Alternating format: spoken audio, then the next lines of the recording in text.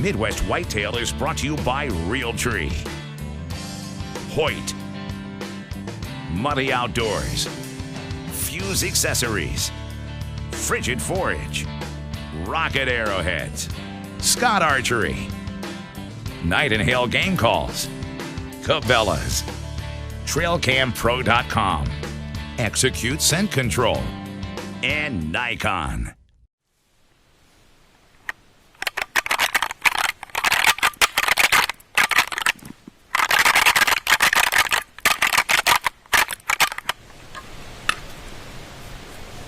Welcome to Midwest Whitetail. I'm in one of my best spots this morning, and I'm testing out Pack Rack from Night and Hail. I'll talk more about that later, but we've got an action-packed show for you this week. I've got to keep my eyes open because I'm hunting a spot with a big deer in it. If I can get him this morning, we'll bring you that on this week's show as well. But we've got updates from a number of pro staff. I'll talk some more about calling strategies for this time of the season. Also, if you want to keep up with what's going on every single day this season here, you can check it out on Winky's blog at the MidwestWhitetail.com website. We're putting up a video blog every single evening of what happened that day. It's a lot of work, but it's pretty cool. It kind of shows how we're adjusting to the conditions in a lot more detail than what we can bring you on the weekly show. So I hope you enjoy it. Got a lot of action for you. I'll be back again to talk about calling in a few minutes.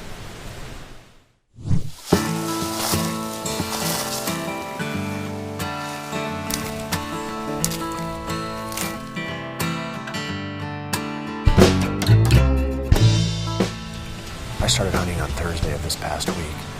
The action started out just a little bit slow. Not a lot for the first couple of days there. But then I started picking up over the weekend, started seeing a little bit more mature buck activity. Bucks are acting a little bit more ruddy, a little bit more aggressive. Did some calling and got some good aggressive reactions from the bucks, especially to the grunt call.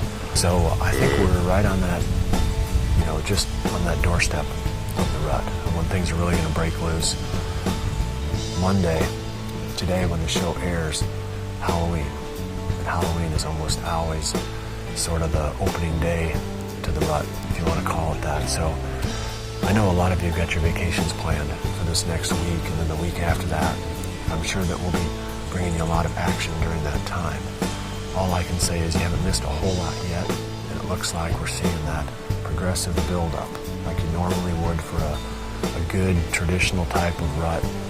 Hopefully not anything like last season, because that one just kind of fizzled out on us. But I'm optimistic. Looks like things are on track for the correct timing. So if you get a chance to get out this coming week, I think it'll be a good time to be in a tree stand.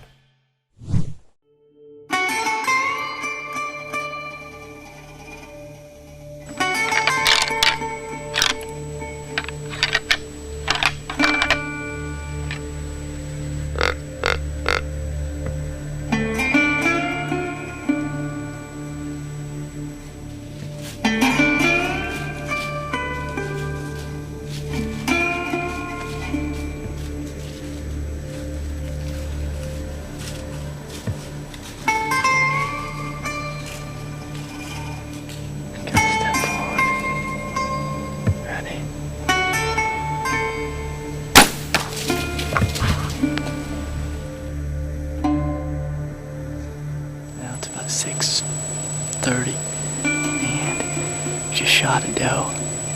We hadn't seen anything up until that point.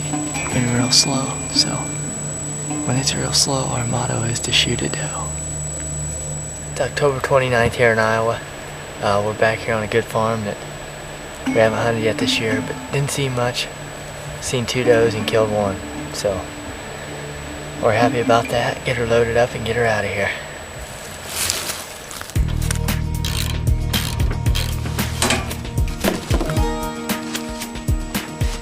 Hey guys, it's October 30th and we're here in Iowa. We're sneaking up this creek to hang a new stand today. We've got pictures of a pretty good deer down in this area, so want to get in here, get a quick stand up and see if we can get on him. I want to give you a little update. We've been out hitting it pretty hard between Missouri and Iowa. We've seen some movement, but we haven't seen a lot of mature buck movement. It just just hit or miss, you know, kind of everywhere. But we've been shooting some does. We've got a lot of properties with a high number of deer on them, so been shooting some does and doing some fun stuff like that. Haven't got on a big one yet, but we're still trying, and we're gonna keep after it. It's pretty cool temps here in Iowa. It sounds like Wednesday it's supposed to really get cold and rainy and stuff, so it should be pretty good. But we're gonna sneak up in here, try to hang this stand, and head to the woods tonight.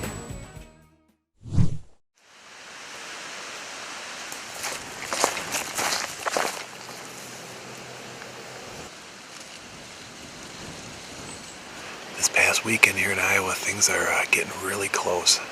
You can just feel it. The temperatures are right. Seen a lot more rubs and scrapes. There's still a lot of acorns on the ground. I also noticed the shingle oaks started dropping here in the since the last time I was in some of this timber. And I still think some of these oak ridges and things are going to be good, and you know, it might keep the deer out of some of these patches like this bean field behind me until some of that stuff gets mopped up. One thing that was pretty promising this morning, we had a nice 4.5-year-old buck respond to a grunt call. We actually called him right out of his bed. We spotted him with the Nikons down in the valley next to us.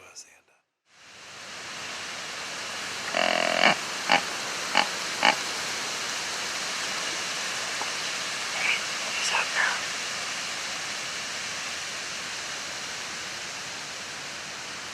There he comes. He's coming right in.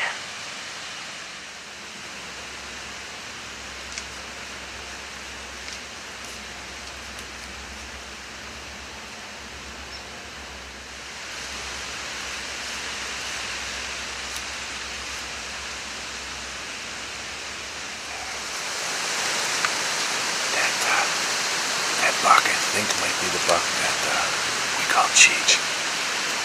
It's got that messed up right side this year, though. We saw that deer bedded down in this little valley. I grunted. He popped up like nothing. He came up here on a string. It was just the wrong deer this morning. That was fun, though. I liked that.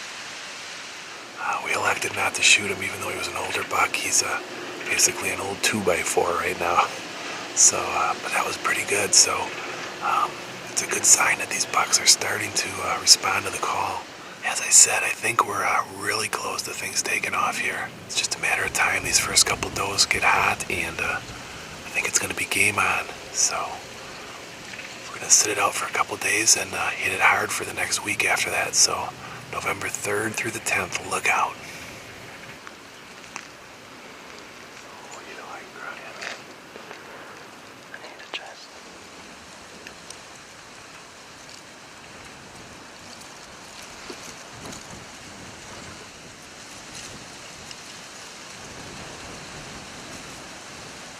Had our buddy Cheech make an appearance. That's that buck that I grunted in this morning. We had a couple, actually we had a young buck, a little spike, come out in the beans in the far end. And then he was followed by about 4 or 5 does running in, and they just looked like something was pushing them. So sure enough, down the hillside, old Cheech came out and ran him around. I think one of those does busted us, and she took back off in the woods. So he's chasing does on the other end of the farm here right now, so it's another good sign that the rut is getting close. I don't think those does are ready, but it's not going to be long.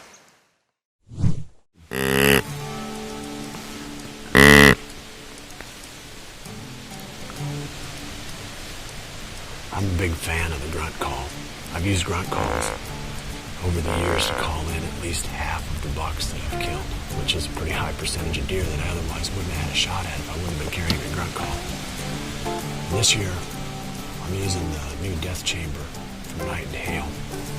This is a call that has an adjustable reed, so you can go anywhere from a real high-pitched, like a fawn bleat, all the way up to a full buck grunt. Just by rolling or sliding, it's the lever on the side of the call. So you've got basically your whole arsenal in one call. I don't do a lot of blind calling, typically, even during the rut. I don't like making a lot of noise. But the way I've called in all these deer, I'll see them in the distance and I'll know that it's a buck that I want to shoot. And then I'll start working on that deer. Because then you get a chance to see the deer, how he reacts. You know if you got to bring the volume up to get his attention, or once he's locked in, he starts to turn. It's almost like turkey hunting or something like that. You know what to do next because the deer tells you what you need to do. He stops, looks around. Maybe you got to snort wheeze at him or something like that to bring him in the rest of the way. I like to be able to see him. I can work a deer a lot better when I can see him. So that's my philosophy. Now, there are people who like to call blind just every 10 minutes or whatever they'll call, but I just don't like bringing that much attention to my stand location. So you've constantly got deer sneaking around back in the brush, downwind of you, trying to pinpoint your position. I just don't like it when the deer are hunting me unless I know they're hunting me. So it's just personal philosophy. I hate carrying antlers. They're just always clanking around. No matter how you carry them, there's no easy way to carry them. But this pack rack Magnum is awesome. You can just snap the two pieces together after you're done rattling and stick it in your backpack. They make a smaller version that sounds almost as good too. It's a little bit higher pitched. But there's lots of different ways you can use the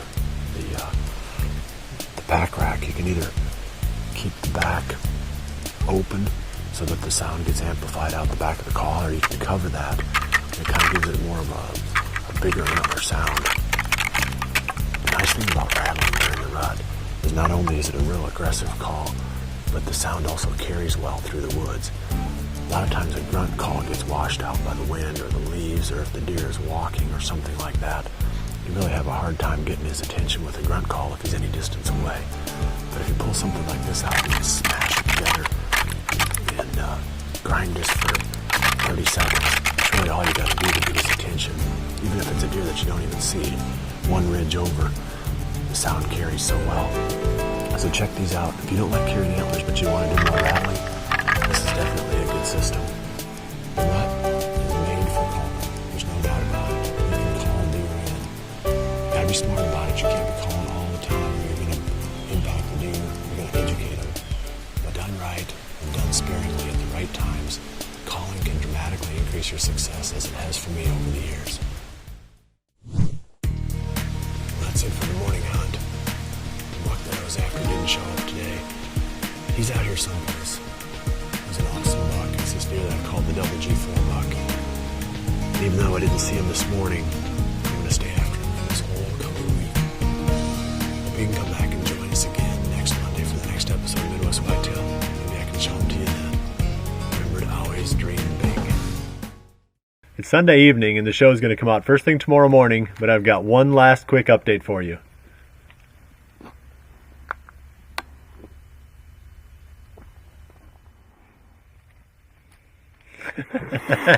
Just me grinning.